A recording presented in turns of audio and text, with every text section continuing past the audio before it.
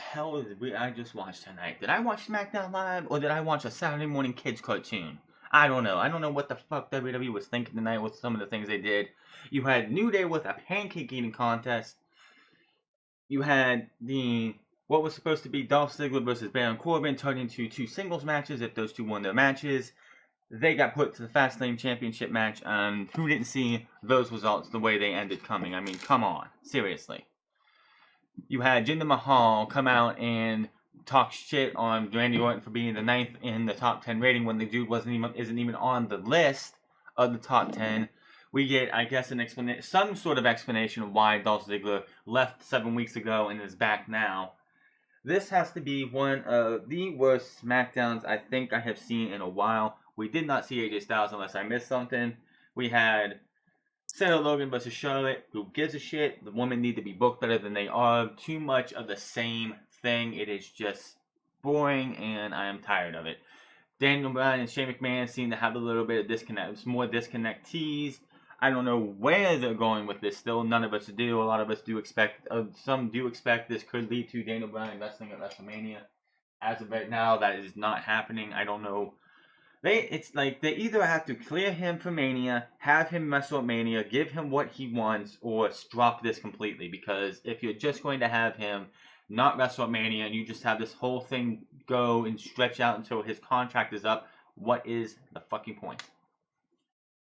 Before we get into this tonight on SmackDown more, I do want to touch on last night. Last night I started recording as soon as Raw got off the air, and I did not know what was going to happen with the two men who pinned Bray Wyatt at the same time. I figured we would go till next Monday on Monday Night Raw and see who was going to enter the chamber, but no, they do something that the only reason they do it, anybody with a motherfucking brain can tell you, they do it for Roman. They want to put 7 in the chamber so it looks more impressive over a 6-chamber match. Vince McMahon needs to come to the realization that it does not matter in the state that in the version of Roman Reigns that he is right now. You either love him or you hate him. There is not going to be a single fucking thing you can do, Vince, that is going to convince the Roman haters to turn to Roman fans. It's just not going to happen. You would have to turn this guy heel. Turn him heel. Legitimately heel. And be corporate. Come out with suits on. Don't wear the chest protector anymore. Come out and be corporate. Come out after WrestleMania. Go up and shake Vince McMahon's hand. Be the corporate sellout. And give this guy become the next corporate champion for WWE. If you want him to be, you want people to hate him, then they go from hating him to wanting to love to hate him, and then eventually cheer him, because that's just that's how fans go. They boo the people that get shoved down their throats. If you really want them to actually boo him, if you want this shit to work right, you have to turn him heel. Have him win the title at WrestleMania. Come out the next night. Have Vince McMahon or Stephanie stand in the middle of the ring, hand him the title, and he shakes her hand and becomes the corporate champion. Until then, he's just going to be hated and loved by very few. Also, there's rumors going around that the reason Dolph Ziggler is back is because he signed a brand new deal after he was brought back for the Royal Rumble and eliminated in less than 2 minutes. He had 2 feet out the door and was brought and came back in at the 11th hour by WWE with a lucrative deal, something that he wanted so badly that they were just like, well, we're just going to give you what you want. You don't have to stay after your match is over, which he was the main event tonight, so I don't know how that deal is working for him now. And he can go and venture out and do other things while being part of WWE, and he's willing to do jobs, put people over. He doesn't care anymore. This issue I found, I lose a little bit of respect for Dolph Ziggler because this guy is too good to do this to himself.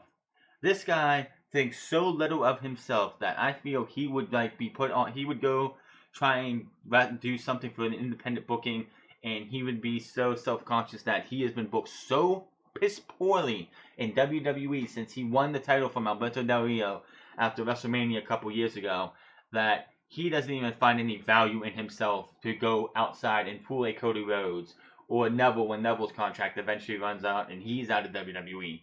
This guy is just so incensed that he has to stay with WWE to succeed, and I find that just so bad for this guy who deserves much better than he's getting. Not much good happened tonight, but I will talk on to the New Day thing and why I say the New Day is past their time and they need to be ended stat. Show started out what was anyone knew, if anybody who watched his WWE knows anything, they started the show out, looked like it was going to be Dolph Ziggler versus Baron Corbin to kick off the show, and I'm thinking, why are they putting this match out first? Because if it's coming out, if they're starting this like this, then this means this match isn't going to happen and something else is going to happen. Turns out to be true. Dolph Ziggler's out is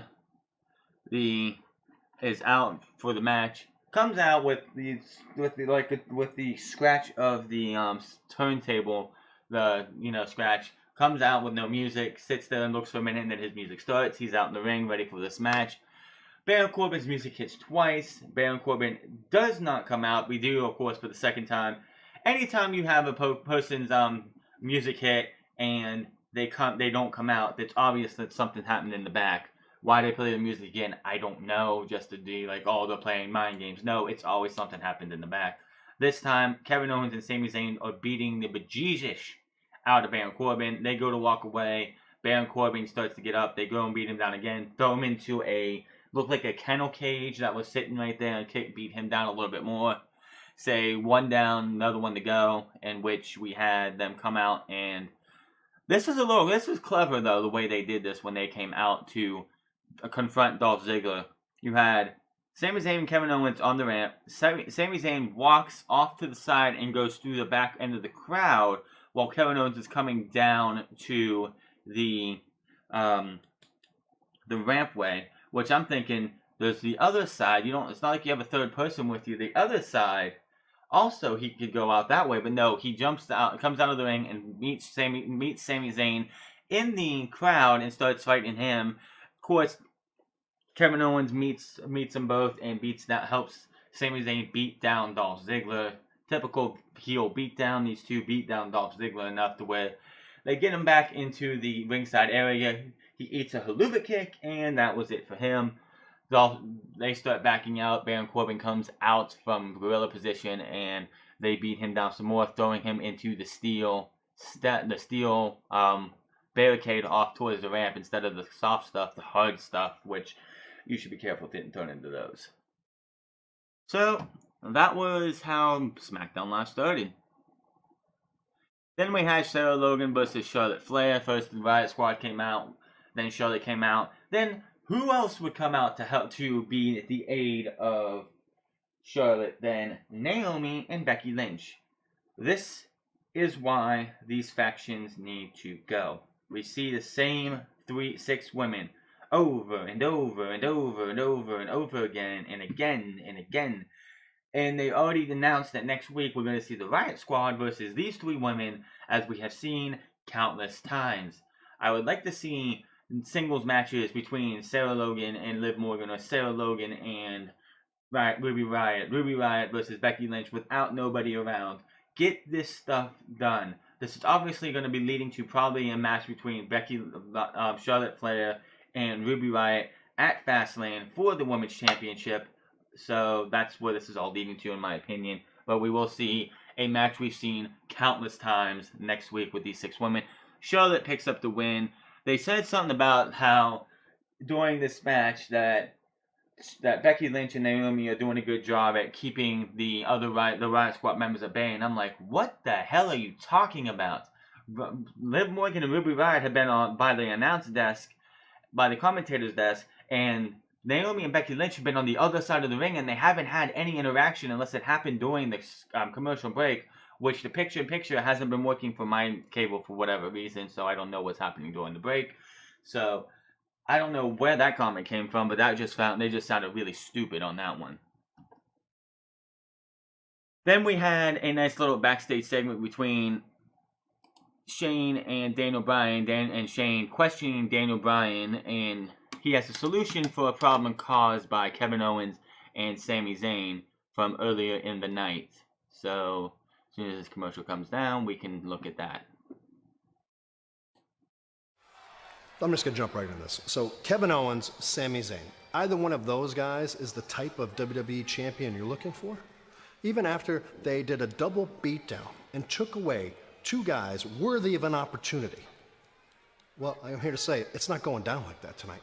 Look, I think that we Listen, I've already spoken to Baron Corbin and Dolph Ziggler, and both of those guys, although they're banged up, they're going to get their opportunity tonight, and they're looking for it. So Baron Corbin is going to go one-on-one in singles competition against Kevin Owens. Dolph Ziggler is going to go one-on-one against Sami Zayn in singles competition. And if either of them win their match, then Fastlane will become either a fatal four-way or a fatal five-way for the WWE Championship. And one other thing, if either one of your boys gets involved in their respective matchups, then they're out of the Fastlane pay-per-view. See you later. Yeah, I remember a couple, like 2 months ago, where there was this rumor that I guess what is it? I think it's in Columbus, actually, wherever Fastlane's going to be at, had a graphic or for the ticket thing, they had a main event named for the Fastlane main event, which was going to be AJ Styles versus Shinsuke Nakamura versus Randy Orton versus Sami Zayn versus Kevin Owens.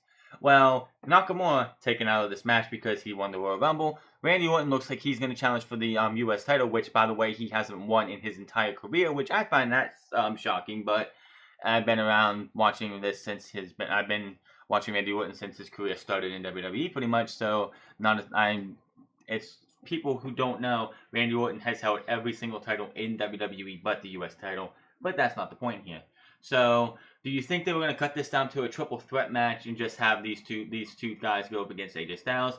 Hell no. They found Baron Corbin and Dolph Ziggler for replacements for Shinsuke Nakamura and Randy Orton. So, anybody from the second that Shane McMahon announced these two matches knew who was going to win the two matches tonight. And they won them clean, by the way, because in the stipulation he put that if Sami Zayn or Kevin Owens comes into these matches, each other's matches, and interferes, that they would be out of the match at Fastlane. So it was not a surprise that Baron Corbin and Dolph Ziggler won their matches. First one, of course, was Kevin Owens versus Baron Corbin.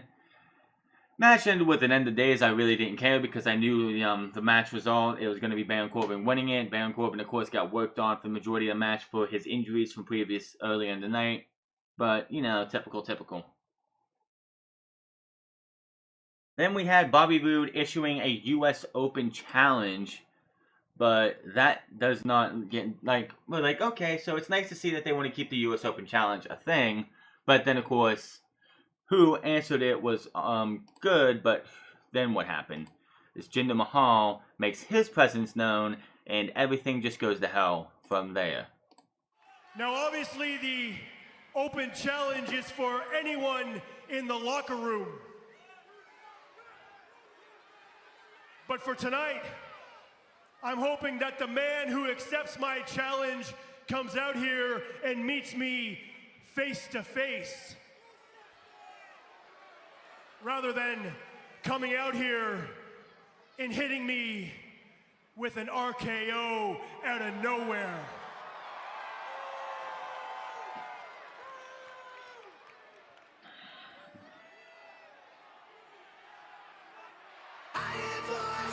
Exactly who Bobby wants it to be.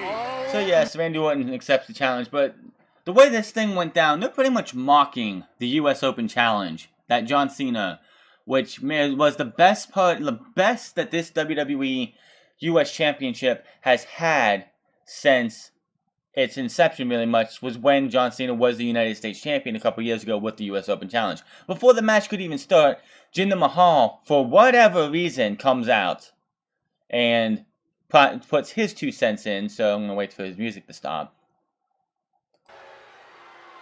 Ladies and gentlemen, the Viper, Randy Orton!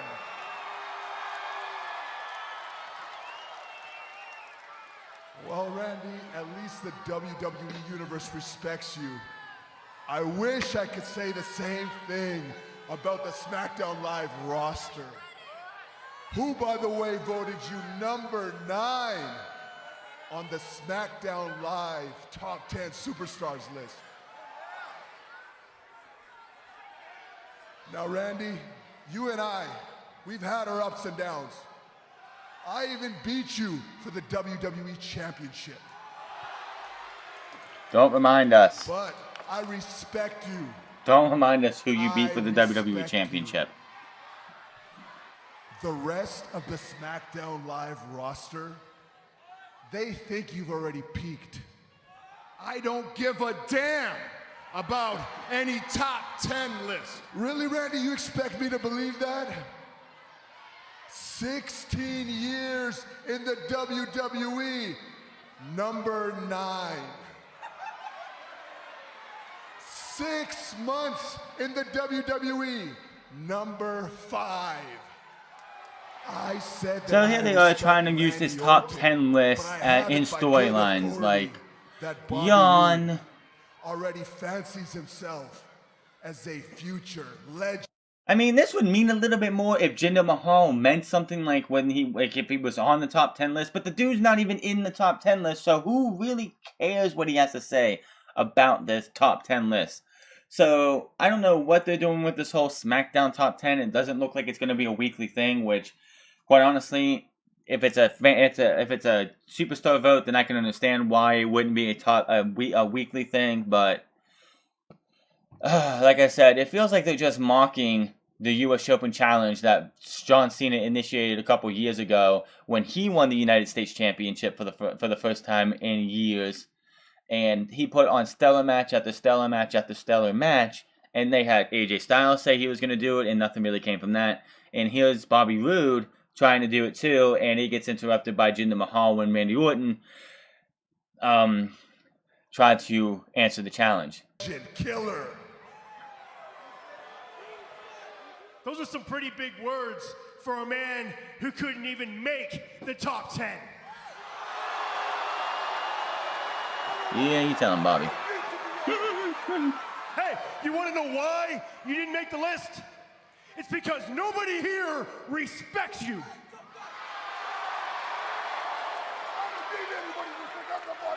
Of course, Jinder trying to explain why he doesn't need to be on the top 10. I have nothing but respect for you and everything that you have done in here. But if you want to know my opinion on why you're only number 9,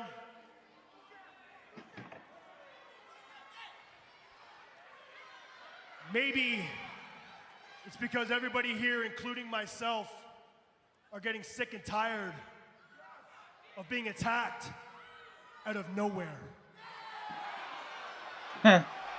Yeah, well, someone made a meme, someone made a Vine or a video about it, and it became something WWE wanted to build off of, so that's why the RKO out of nowhere thing is the thing now.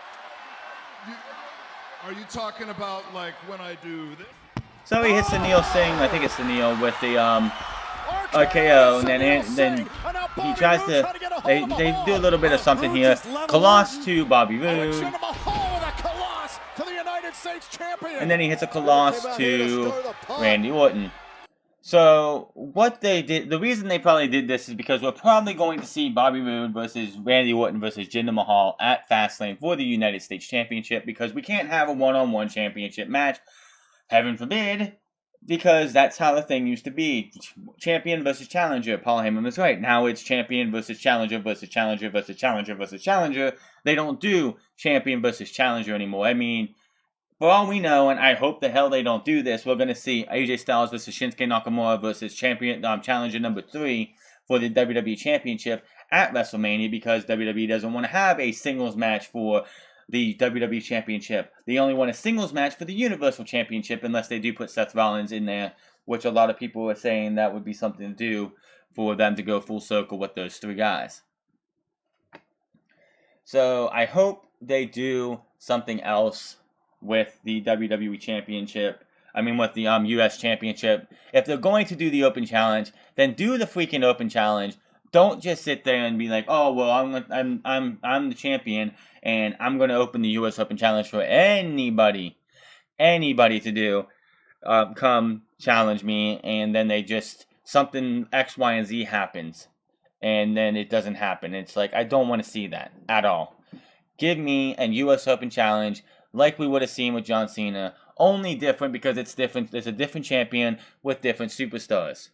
So that is what we have for that. This part, I don't fucking know who the fuck booked this segment. We come back from break.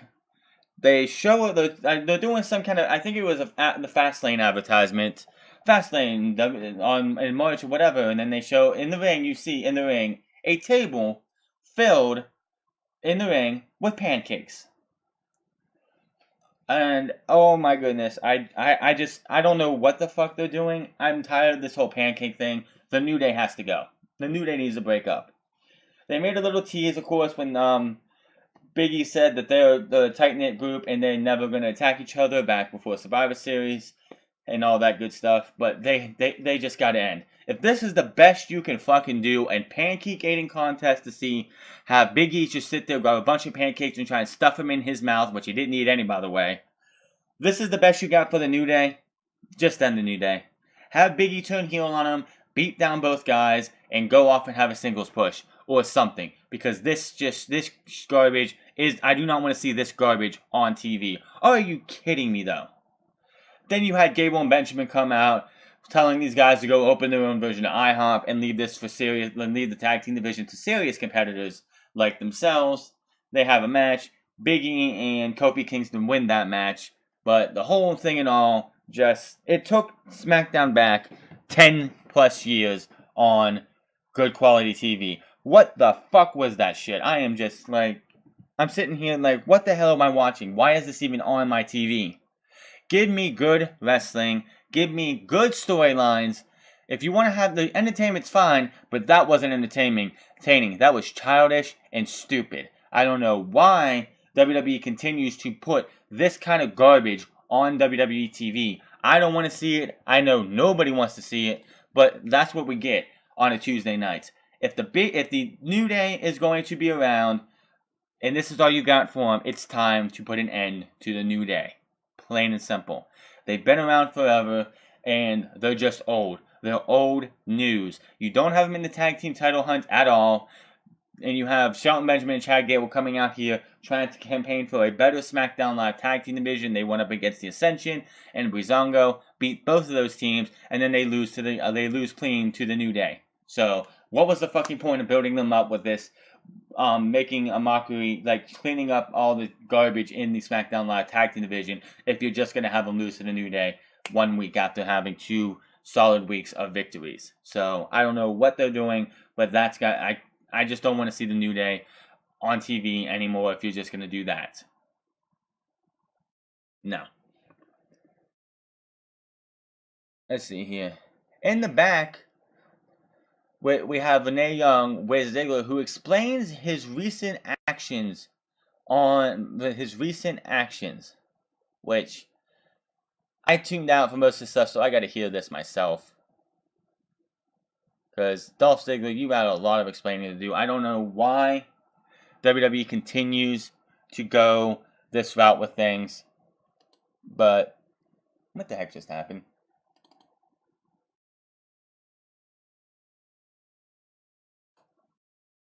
Alright. Here's Dolph Ziggler with Renee.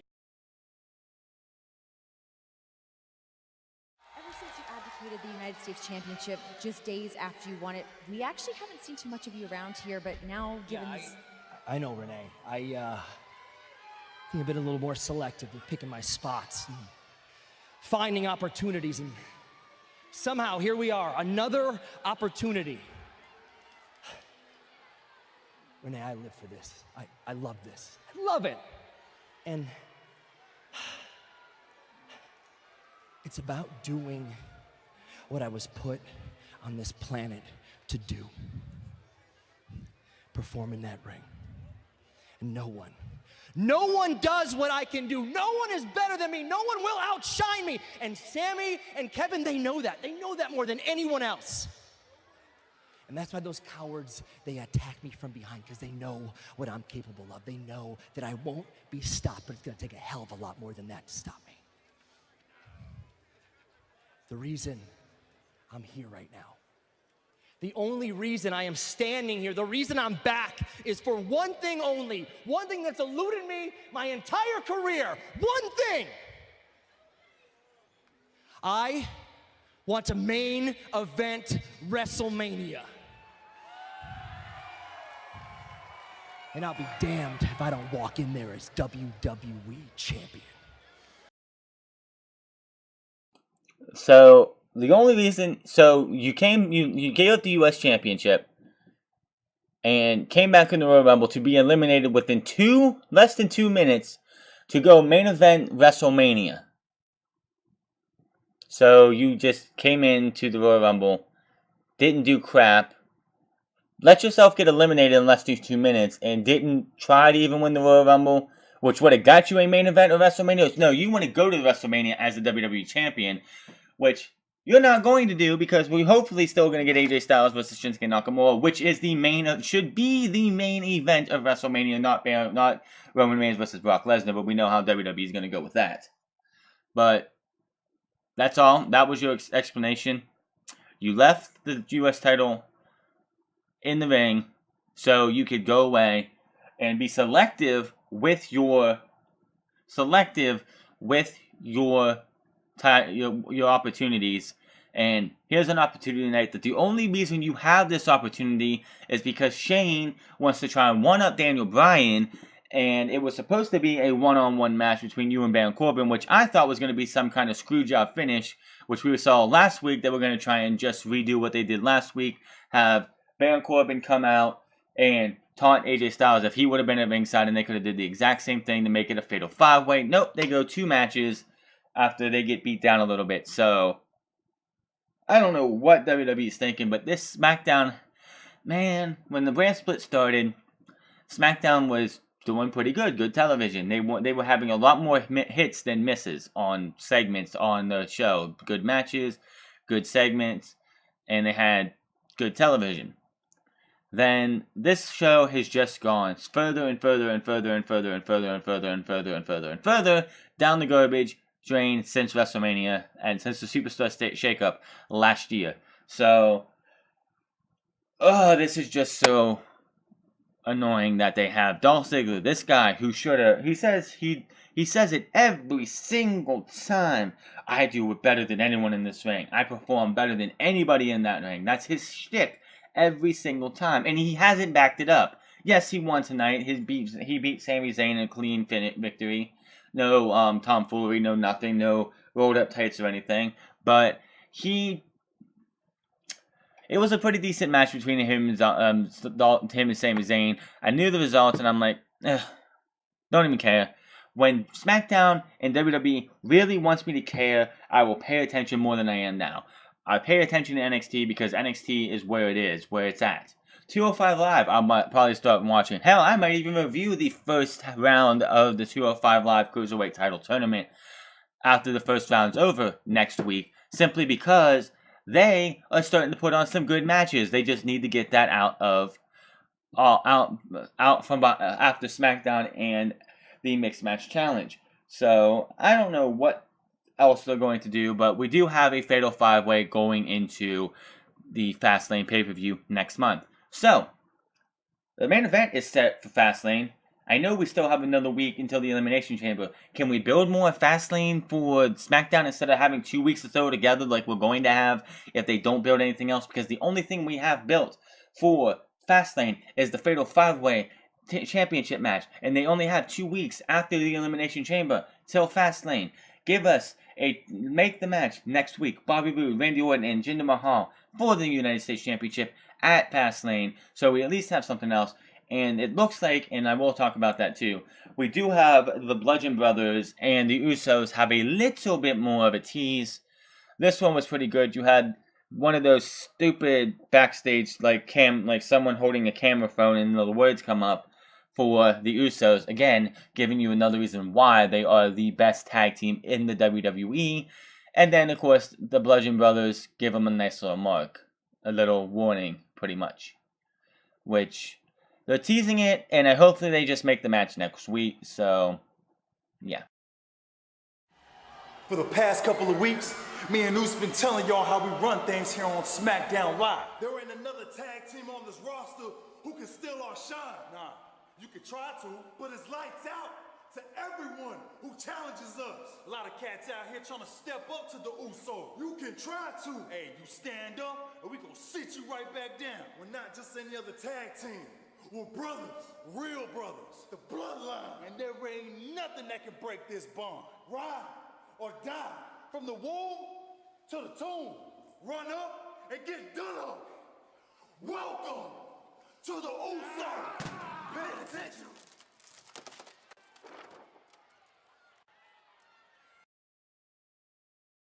Now that's making a statement. You had Harper and Rowan just sitting there swung. They actually used no hammers. I didn't think they'd ever actually use these hammers, but they took their actual hammers and smashed. Which that's going to cost them. That's going to cost them a couple $1,000s. They smashed a nice little flat screen TV and broke it.